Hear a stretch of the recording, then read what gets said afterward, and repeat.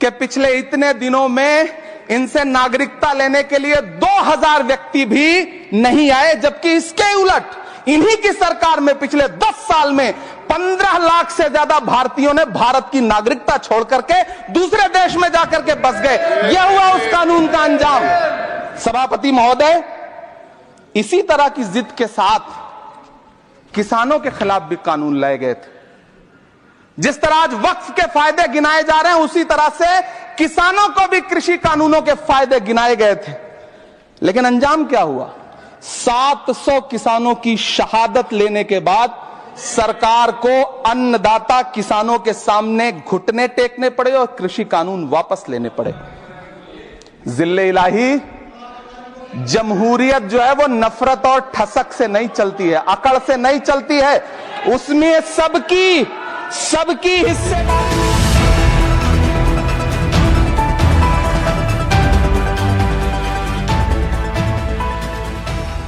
श्री इमरान प्रतापगढ़ी जी। धन्यवाद सभापति महोदय।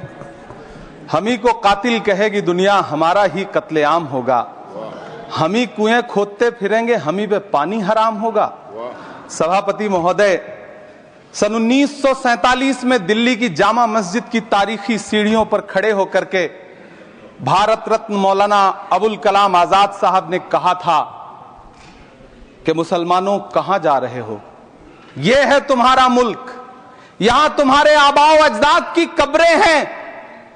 उस वक्त मौलाना आजाद की ये सदाएं सुन करके लोगों ने अपने सरों की गठरियां उतार करके रख दी थी।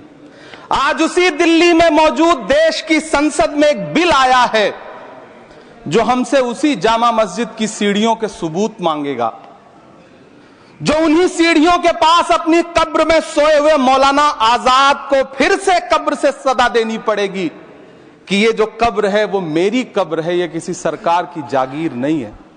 सभापति महोदय, मैं जहां खड़ा हूं इसी संसद भवन के सामने सड़क के उस पार अपनी कब्र में सोए हुए भारत के पूर्व राष्ट्रपति फखरुद्दीन अली अहमद की कब्र है। शायद अब उस कब्र से भी सदाएं आए कि ये कब्र मेरी कब्र है, ये सरकार की जागीर नहीं है।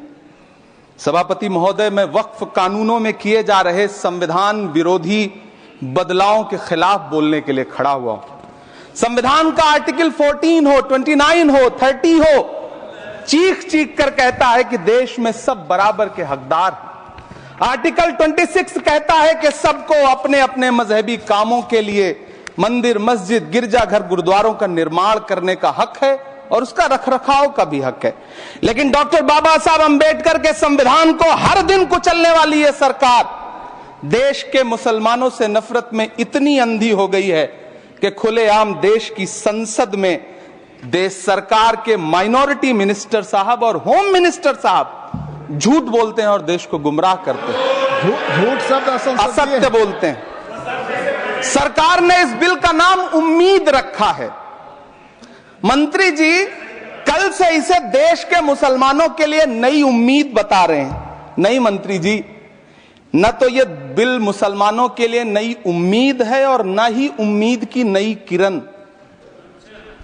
सभापति महोदय, भाजपा ने पूरे देश में वक्फ के नाम पर कई सारे झूठ फैलाए हैं। आइए आज उनकी सच्चाई पर बात करते हैं। वक्फ ट्रिब्यूनल को ऐसे बताया जाता है जैसे वक्फ ट्रिब्यूनल कोई मजहबी खाप पंचायत हो।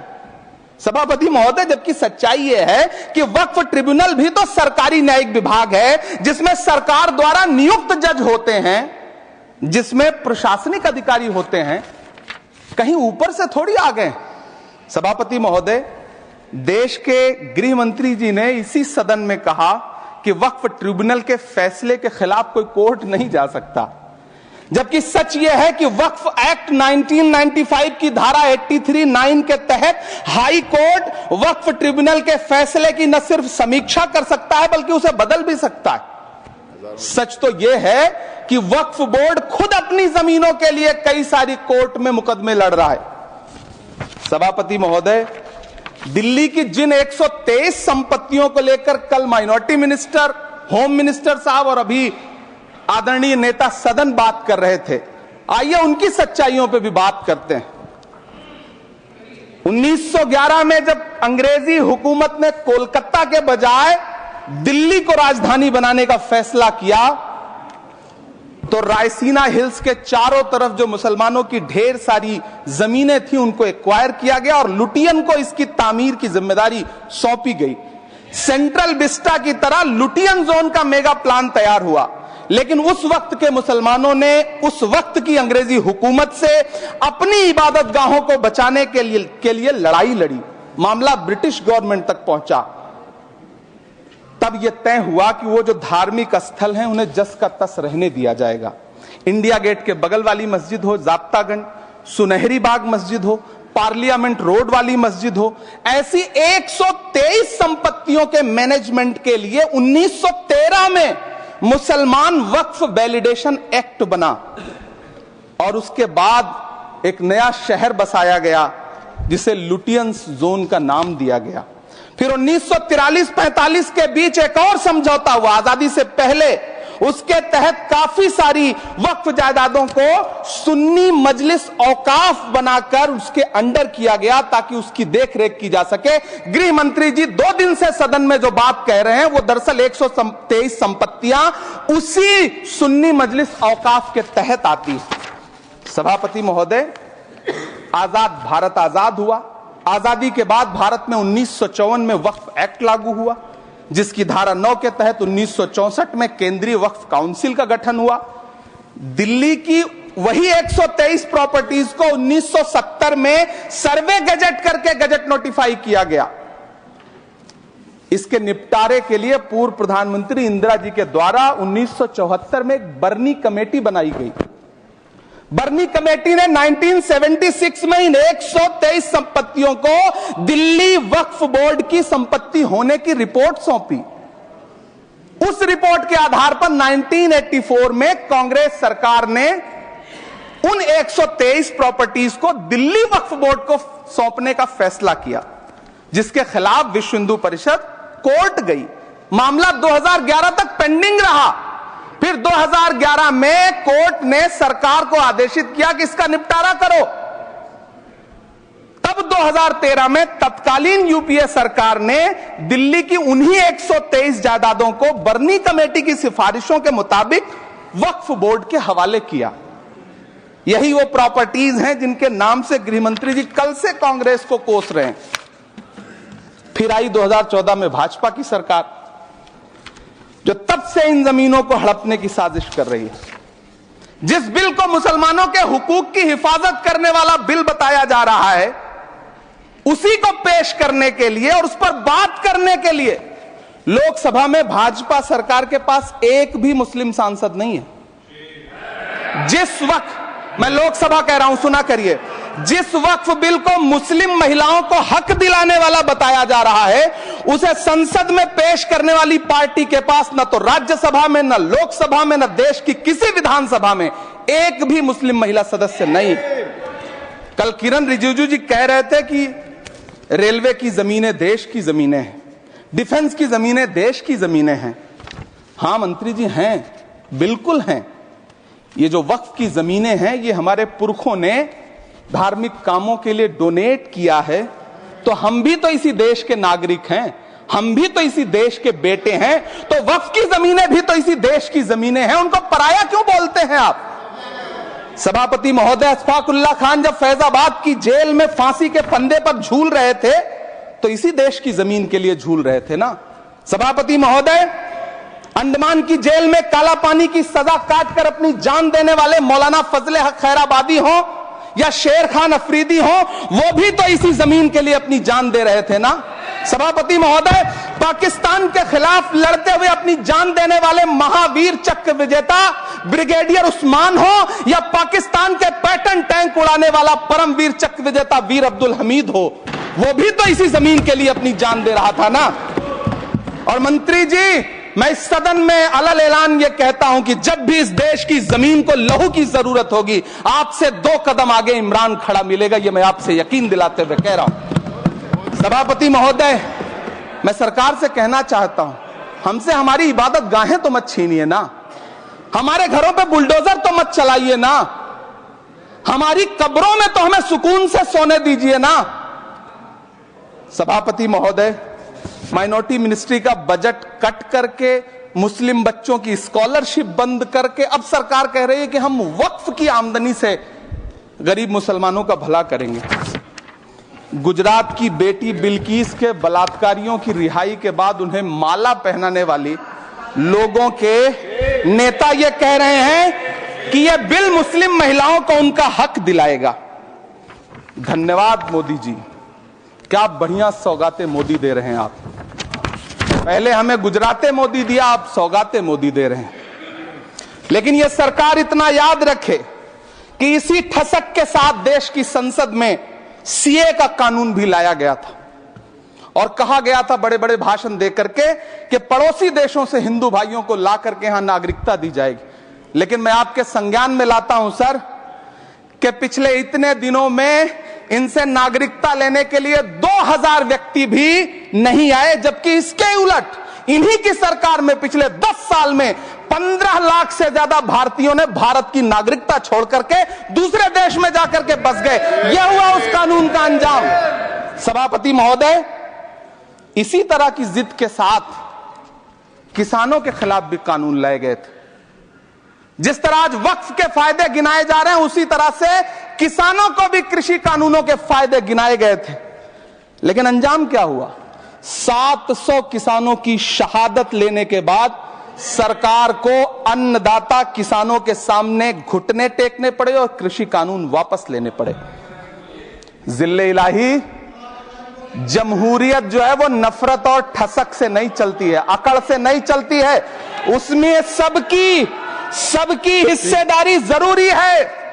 कल देश के माइनॉरिटी मिनिस्टर ने लोकसभा में खड़े होकर एक शेर सुनाया था कि मुझसे कोई बदगुमान न हो, तो मैं उन्हें एक शेर सुनाना चाहता हूं कि मैं आज जद पे हूं तो इतना खुशगुमान न हो, मैं आज जद पे हूं तो इतना खुशगुमान न हो, चराग सबके बुझेंगे हवा किसी की नहीं।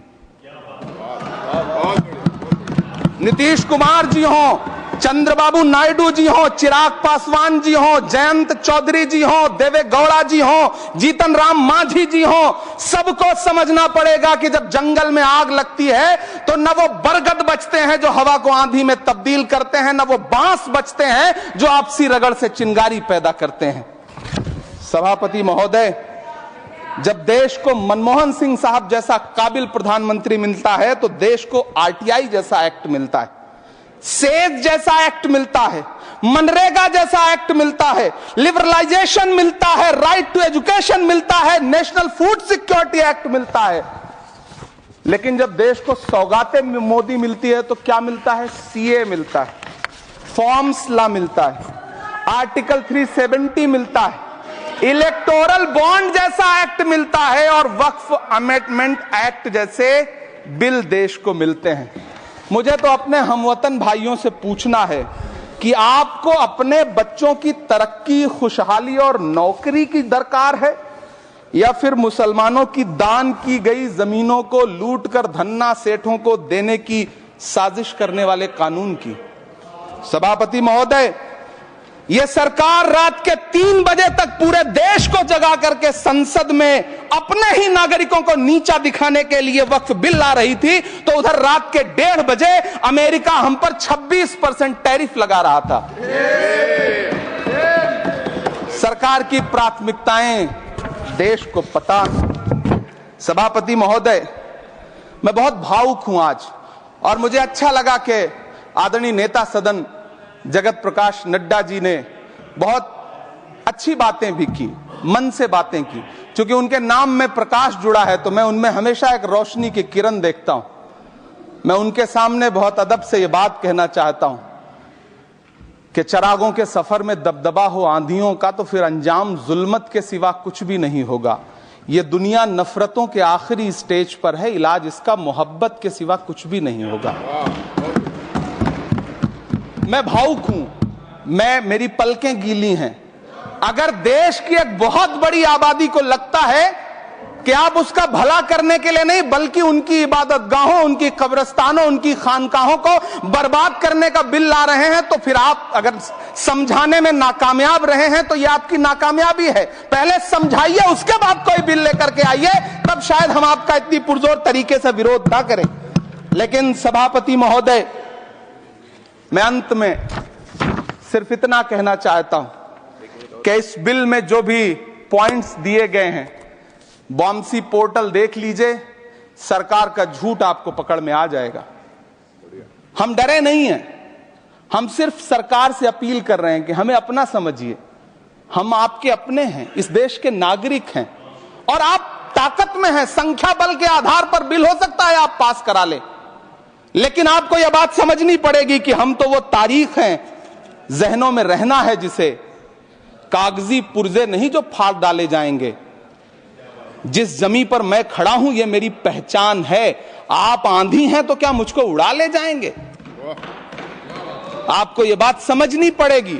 आपको अगर इतना विपक्ष की तरफ से पहले जेपीसी में इतने सारे पॉइंट्स आए और उसके बाद कल से लोकसभा में और राज्यसभा में सुझाव आप सुनने को तैयार नहीं है, लोगों की शंका को दूर करने के बारे में आप बिल्कुल सोच नहीं रहे, बस आप कह रहे हैं यह बिल उम्मीद की नई किरण है। नहीं साहब, इसे भले किरण जी लेके आए हैं, लेकिन ये उम्मीद की नहीं बल्कि नाउम्मीदी की किरण है। और इस देश की एक बहुत बड़ी आबादी इस बात से खदशे में है, शक में है कि आप सीधे उनकी जमीनों को लूट करके धन्ना सेठों को बेचना चाहते हैं। मेरी अब भी आपसे अपील है कि इस बिल को वापस लीजिए। यह बिल कहीं से आपके अपने नागरिकों के लिए अच्छा नहीं है। यह बिल सिर्फ इस देश के मुसलमानों को नीचा दिखाने का और अपने एक ऐसे मतदाता वर्ग को खुश करने का बिल है जिनको इस बिल के पास हो जाने से कुछ मिलेगा भी नहीं।